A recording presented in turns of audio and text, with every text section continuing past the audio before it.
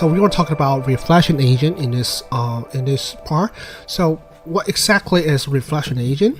Well, in the past, like as we just mentioned about like React agent, it's more like a reason about certain thing, use the tool, and once the task is complete, and well, it will end the whole process. But reflection engine has a reflection loop or like feedback loop that will allows agent or LMs to rethink about its current action, to revise the plan and make a better decision.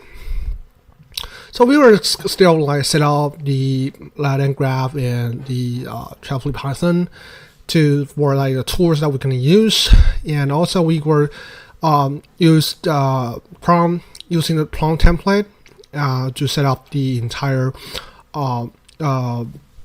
like the base for the chatbot. And so we were using GPT-4 Mini, and to generate the entire message. So the first thing is like the goal is to write a essay, like it's like a little princess little prince asset, and refine it using the reflection agent.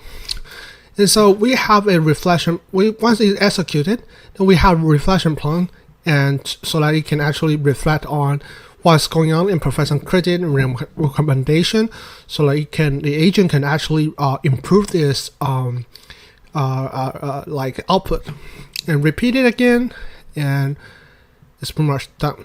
And so how do we actually define the agent is shown as below. So we will define a graph, so which is have the generate and reflect. And so the idea is that we have a state graph, and the node is it has two nodes. One is generating and another one is reflection. And between this we will have a star. We will start to generate, and if we need to continue, then we will have a conditional age, which is should we continue? If yes, then we will reflect on the messages that are generated by LLM, and if not, then we will just provide the output in the end. That's pretty much what the agent is doing. So yeah, this is pretty much a reflection, and reflection is pretty useful in terms of like revising its agent's capability and replan it so that it can perform better.